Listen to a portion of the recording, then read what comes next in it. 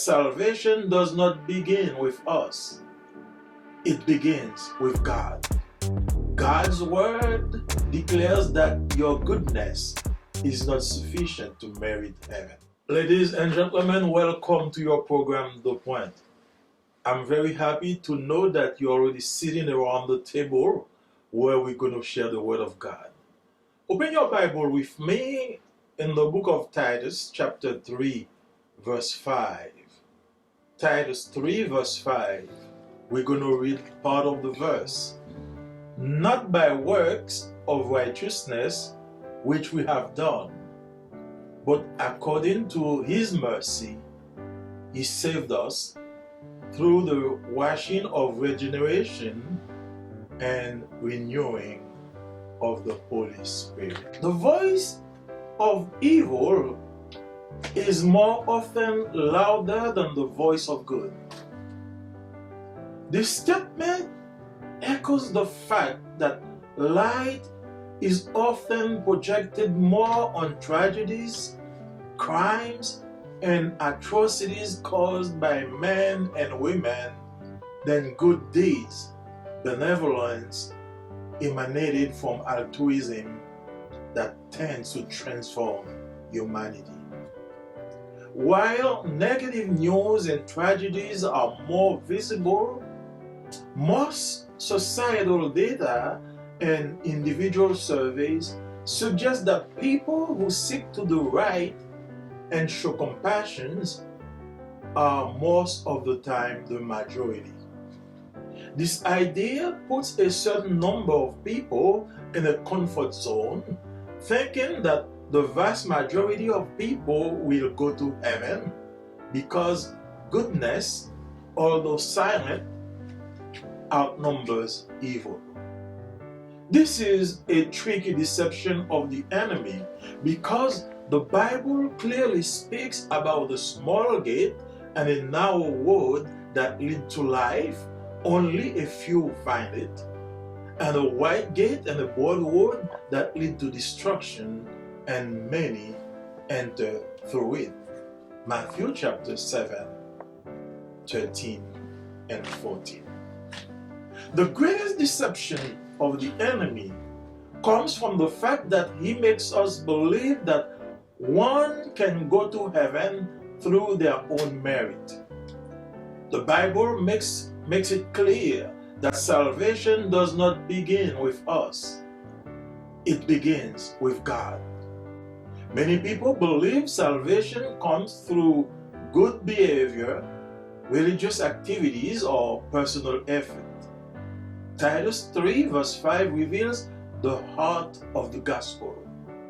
We are saved not by our works, but by God's mercy.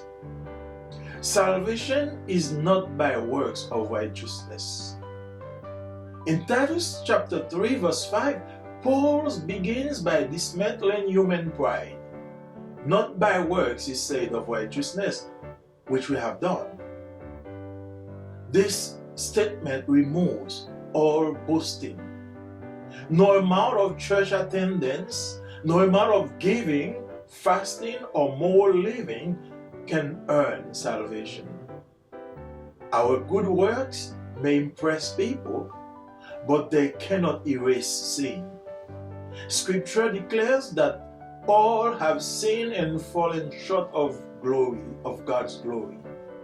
By grace are you saved through faith, and that not of yourself. It is the gift of God, not of works, lest any man should boast. Ephesians chapter 2, verses 8 and 9. You can see that even if you are a good person, God's word declares that your goodness is not sufficient to merit heaven.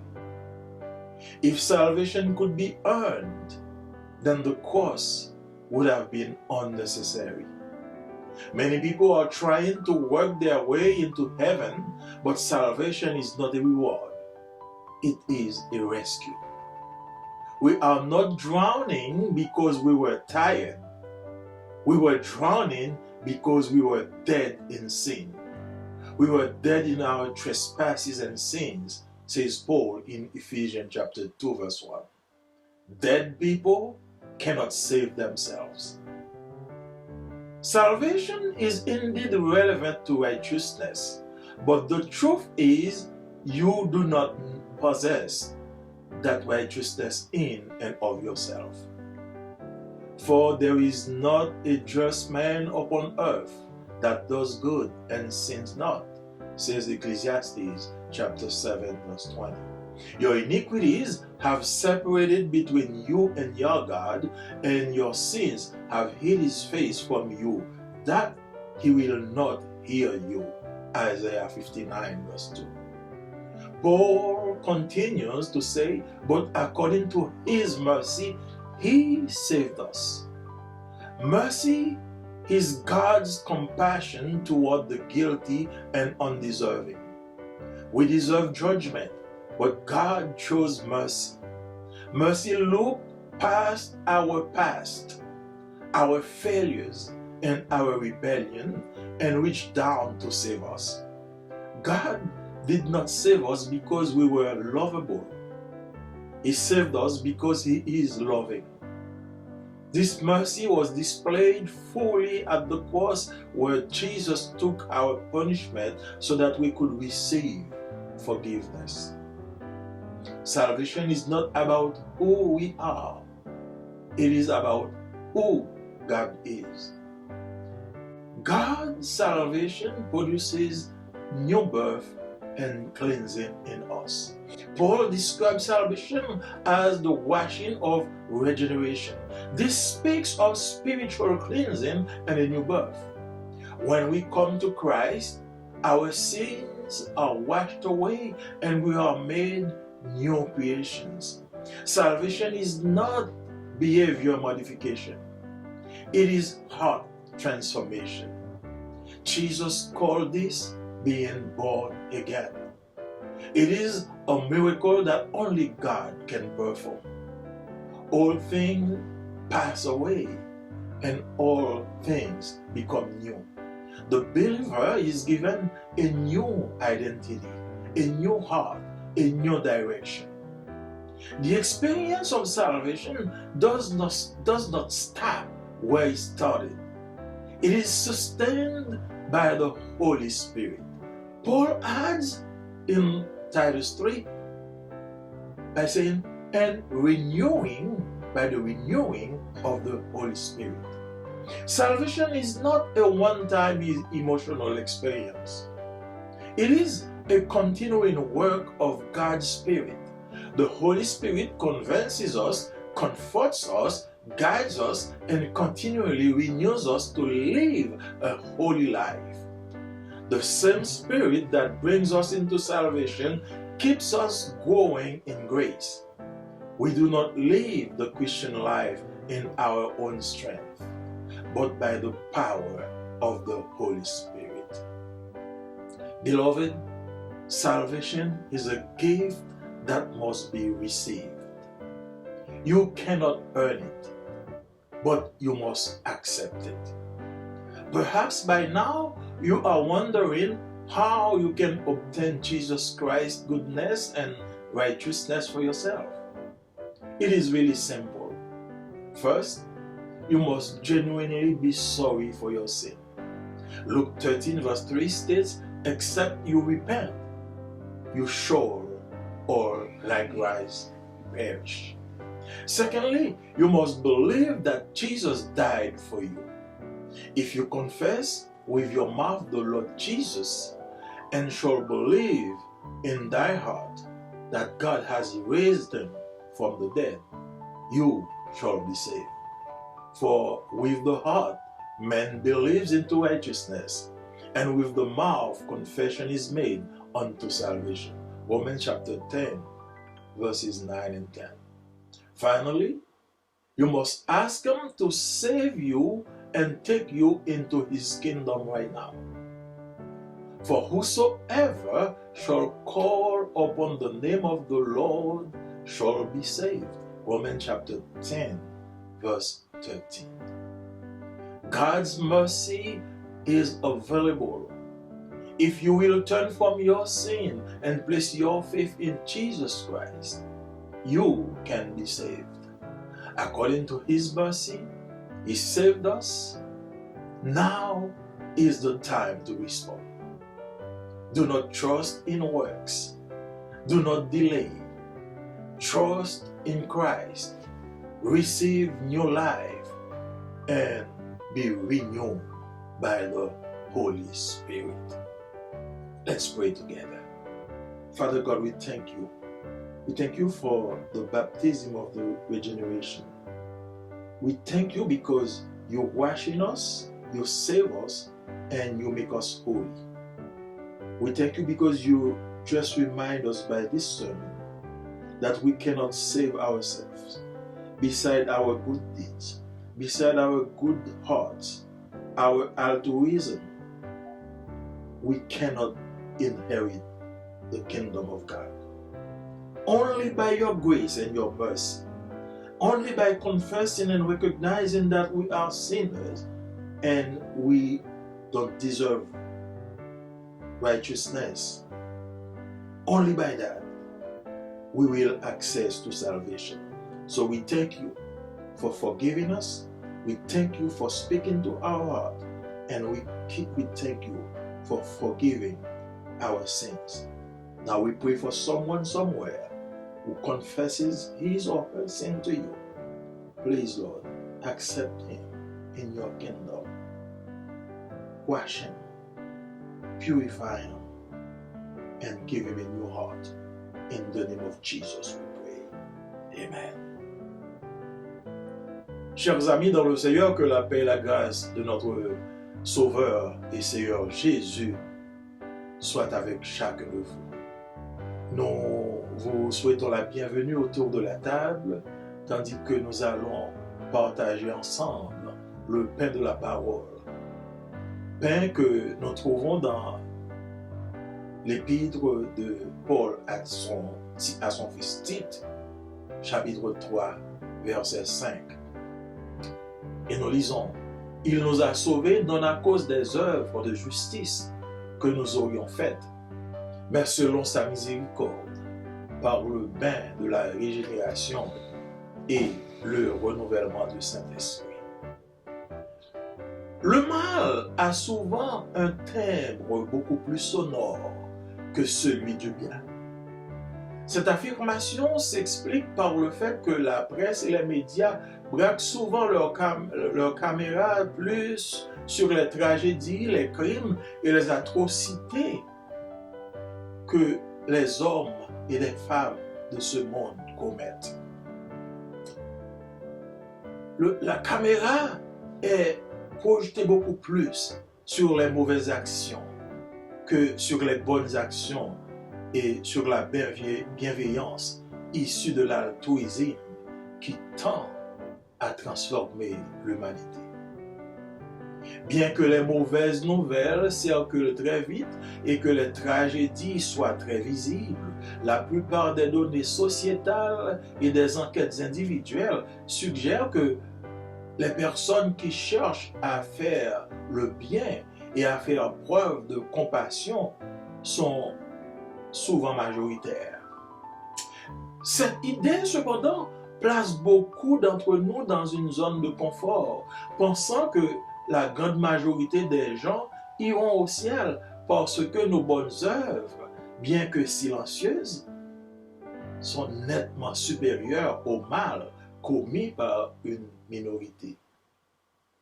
C'est donc un truc trompeur de l'ennemi, car la Bible parle clairement d'une porte étroite et d'un chemin resserré qui mène à la vie que seuls quelques-uns trouvent, et aussi d'une porte très large et d'un chemin spacieux qui mène à la destruction et que beaucoup y entrent. Matthieu chapitre 7, les versets 13 et 14. La plus grande tromperie de l'ennemi vient du fait qu'il nous fait croire que l'on peut aller au ciel par ses propres mérites. La Bible indique clairement que le salut ne commence pas avec nous, mais avec Dieu. Beaucoup de gens croient que le salut s'obtient par une bonne conduite, une activité religieuse ou un effort personnel. Tite chapitre 3, verset 5 révèle le cœur de l'évangile. Nous sommes sauvés non par nos œuvres, mais par la miséricorde de Dieu. Le salut n'est pas par les œuvres de la justice. Dans Tite chapitre 3, verset 5, Paul commence par démanteler l'orgueil humain. Ce n'est pas par des œuvres de justice que nous aurions faites, dit l'apôtre. Cette déclaration supprime toute vantardise. Aucune quantité de dons ou de fréquentation à l'église, de jeûne ou de vie morale ne peut procurer le salut. Nos bonnes œuvres peuvent seulement impressionner les gens, mais elles ne peuvent pas effacer le péché. L'Écriture déclare que tous ont péché et sont privés de la gloire de Dieu. C'est par la grâce que vous êtes sauvés par le moyen de la foi, et cela ne vient pas de vous. C'est le don de Dieu. Ce n'est point par les œuvres, afin que personne ne se glorifie. Éphésiens chapitre 2, versets 8 et 9. Vous pouvez constater que même si vous êtes une bonne personne, la parole de Dieu déclare que votre bonté n'est pas suffisante pour mériter le ciel. Si le salut pouvait être gagné, alors la croix serait inutile. Beaucoup de gens essaient de gagner leur place au ciel par leurs propres efforts. Mais le salut n'est pas une récompense, c'est un sauvetage. Nous ne nous noyons pas parce que nous étions fatigués. Nous nous noyons parce que nous étions morts dans le péché. Nous étions morts par nos fautes et nos péchés, dit la Bible dans Éphésiens chapitre 2, verset 1er. Les morts ne peuvent pas se sauver eux-mêmes. Le salut est enraciné dans la miséricorde de Dieu. Le salut est certes lié à la justice, mais la vérité est que nous ne possédons pas cette justice par nous-mêmes. Il n'y a point d'homme juste sur la terre qui fasse le bien et qui ne pêche pas, dit Ecclésiaste chapitre 7, verset 20. Ce sont vos iniquités qui vous séparent de votre Dieu et vos péchés qui cachent sa face, de sorte qu'il ne nous écoute pas. Isaïe 59, verset 2. Paul poursuit en disant, mais selon sa miséricorde, il nous a sauvés. La miséricorde est la compassion de Dieu envers les coupables et les indignes. Nous méritions le jugement, mais Dieu a choisi la miséricorde. La miséricorde a fait abstraction de notre passé, de nos échecs et de notre rébellion, et s'est penché sur nous pour nous sauver. Dieu ne nous a pas sauvés parce que nous étions dignes d'être aimés. Il nous a sauvés parce qu'il est amour lui-même. Cette miséricorde s'est manifestée pleinement à la croix où Jésus a pris notre châtiment afin que nous puissions recevoir le pardon. Le salut ne dépend pas de qui nous sommes, mais de qui est Dieu. Le salut de Dieu produit en nous une nouvelle naissance et une purification. Paul continue pour dire par le bain de la régénération. Cela parle d'une purification spirituelle et d'une nouvelle naissance. Lorsque nous venons à Christ, nos péchés sont lavés et nous devenons de nouvelles créations. Le salut n'est pas une simple modification du comportement, c'est une transformation du cœur. Jésus a appelé cela naître de nouveau. C'est un miracle que seul Dieu peut accomplir. Les choses anciennes disparaissent et toutes choses deviennent nouvelles. Le croyant reçoit une nouvelle identité, un nouveau cœur et une nouvelle direction. L'expérience de salut ne s'arrête pas là où elle a commencé. Elle est soutenue par le Saint-Esprit. Paul ajoute, et par le renouvellement du Saint-Esprit. Le salut n'est pas seulement une expérience émotionnelle d'un moment. C'est une œuvre continue de l'Esprit de Dieu. Le Saint-Esprit nous convainc, nous console, nous guide et nous renouvelle continuellement pour que nous menions une vie sainte. Le même esprit qui nous conduit au salut nous fait grandir dans la grâce. Nous ne vivons pas la vie chrétienne par nos propres forces, mais par la puissance du Saint-Esprit. Bien-aimés, le salut est un don qui doit être reçu.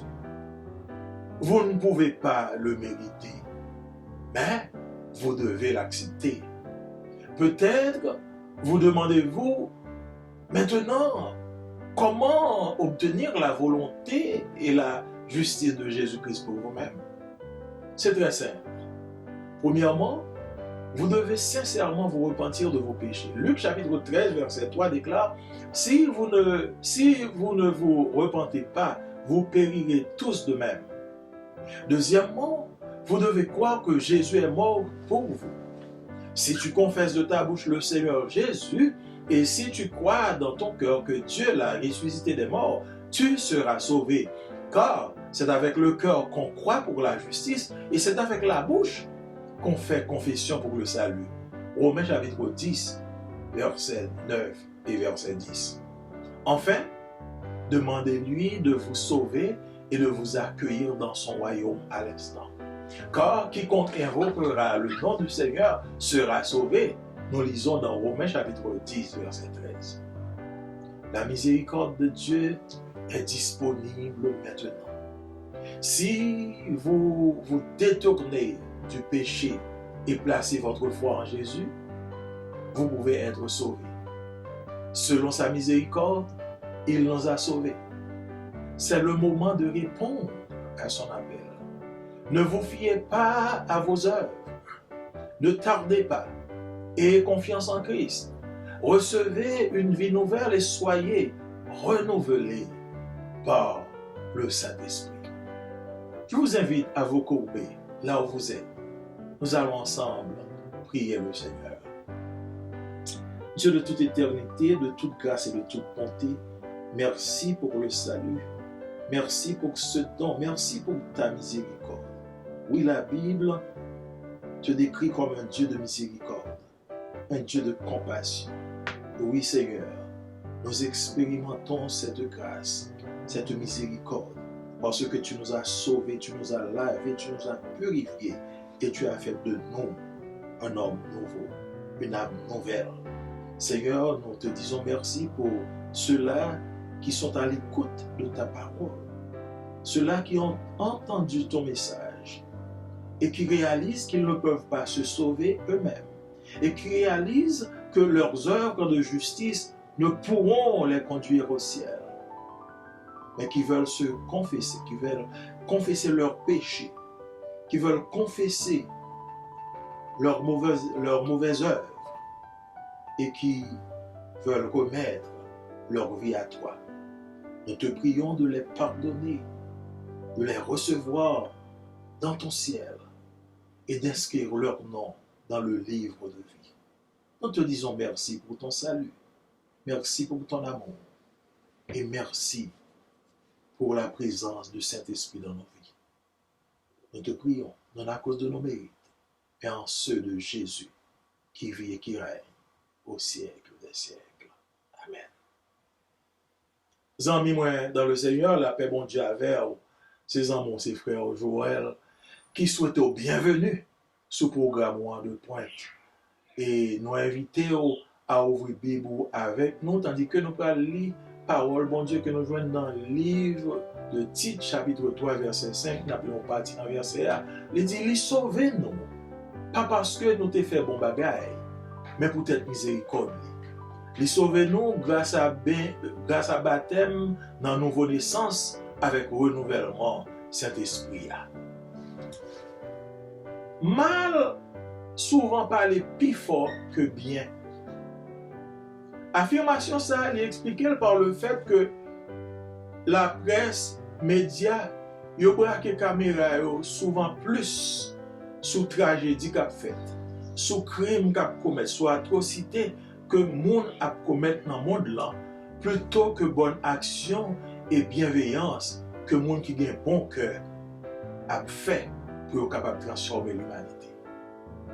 Bien que mauvaises nouvelles yo circulent beaucoup plus vite que bonnes nouvelles yo, Il y a un pile donné dans la société et un pile enquête qui est suggéré que monde qui a cherché pour faire bien et monde qui a compassion est beaucoup plus que monde qui a fait mal. L'idée ça, lui mettait en pile monde dans une zone de confort qui fait comprendre que parce que il y a plus de monde qui a fait bien, et bien il y a plus de monde qui va dans le ciel parce que bons œuvres nous souvent yo plus silencieux étaient en silence que mauvaises œuvres. Mauvaises œuvres yo parlent plus.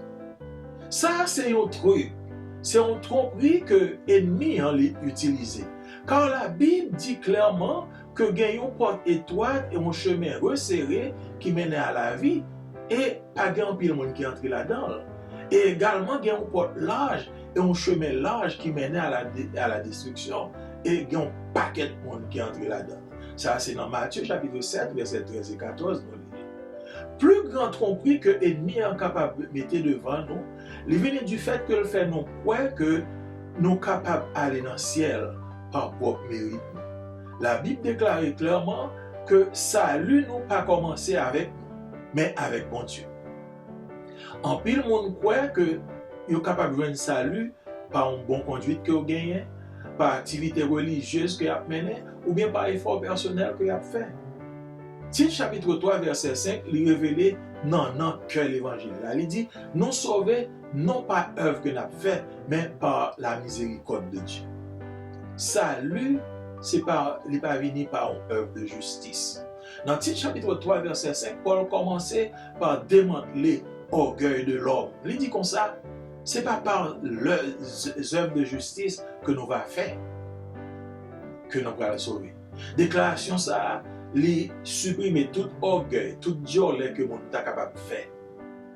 Pas gain aucune quantité de dons ou de fréquentation que fait à l'église, que jeune ou te fait ou bien de vie morale qu'on est capable de vivre qui vous tabac ou salut.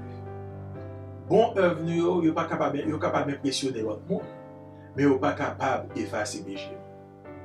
La Bible déclare que tout le monde péché et tout le monde privé de la gloire de Dieu.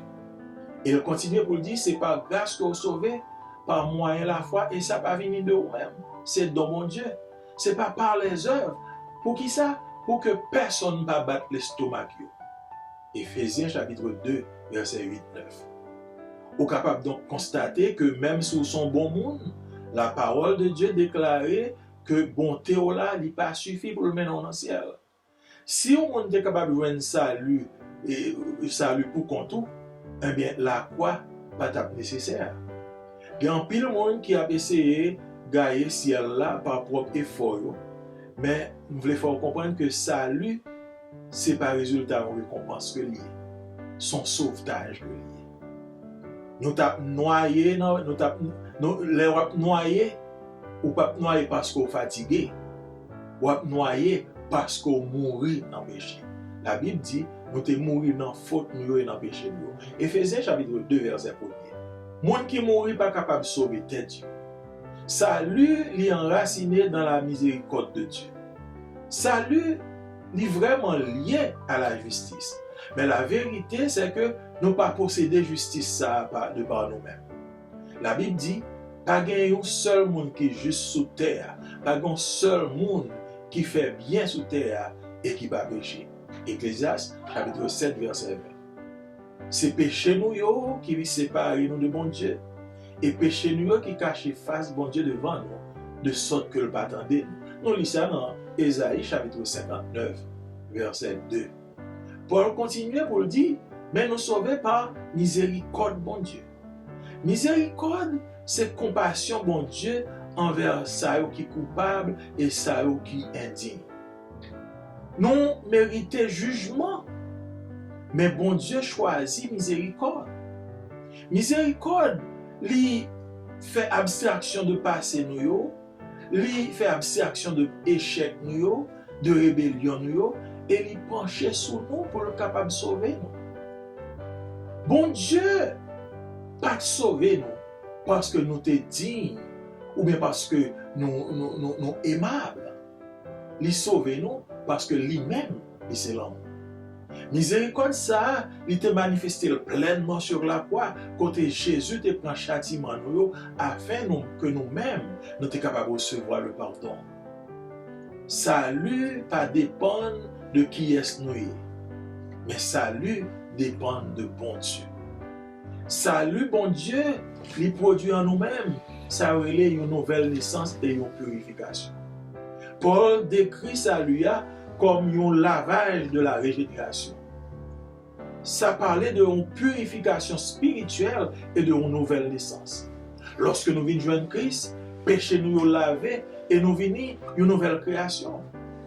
Salut, ce n'est pas une simple modification de changement, mais son transformation de cœur. Jésus relève ça naître de nouveau. Son miracle que seul bon Dieu est capable d'accomplir. Bagages anciens disparaissent et toute l'autre bagaille vient nouvelle. Croyant recevoir une nouvelle identité, un nouveau cœur et une nouvelle direction. L'expérience salut, il n'est pas arrêté seulement quand il commençait, mais il est soutenu par le Saint-Esprit. Paul ajoutait dans le verset pour dire par le renouvellement du Saint-Esprit. Salut n'est pas seulement une expérience émotionnelle que nous faisons dans un petit moment, mais son œuvre continue que l'Esprit bon Dieu a mené dans nous-mêmes. Saint-Esprit, il convainc nous, il console nous, il guide nous et il continue à renouveler nous chaque jour pour que nous soyons capables de mener une vie sainte. Même l'Esprit ça qui te conduit au salut, il fait nous grandir dans la grâce. Nous pas vivre la vie chrétienne par propre force, mais par la puissance du Saint-Esprit. Bien-aimés, salut a son don qu'on doit recevoir. Mais, ou pas capable de mériter, ou doit accepter. Peut-être que vous demandez tête comment pour me faire pour obtenir la bonté et la justice de Jésus peut-être. C'est très simple. Premièrement, vous avez besoin sincèrement de repentir de péché. Luc chapitre 13, verset 3 déclaré, si vous ne pas repenti, nous tous n'avons péri même. Deuxièmement, vous avez besoin de croire que Jésus-Christ mourit pour vous-même personnellement. La Bible dit, si vous confessez dans la bouche que Jésus c'est Seigneur, et si vous croyez dans le cœur que bon Dieu ressuscité des morts, vous gagnez pour sauver. Car c'est lorsque vous croyez, c'est lorsque vous croyez avec cœur dans la justice, et que avec bouche vous faites confession du salut, c'est le sort capable de salut, d'après Romains chapitre 10, verset 9-10. Et enfin, vous avez besoin de demander pour le sauver et pour l'accueillir dans le royaume qu'on y est. Car n'importe qui a invoqué non Seigneur, il va sauver, d'après Romains chapitre 10, verset 13. Miséricorde, bon Dieu, il dispose qu'on y a pour. Si vous détournez de péché et vous placez foi en Jésus-Christ, vous êtes capable de sauver qu'on y a. Selon miséricorde, il sauve.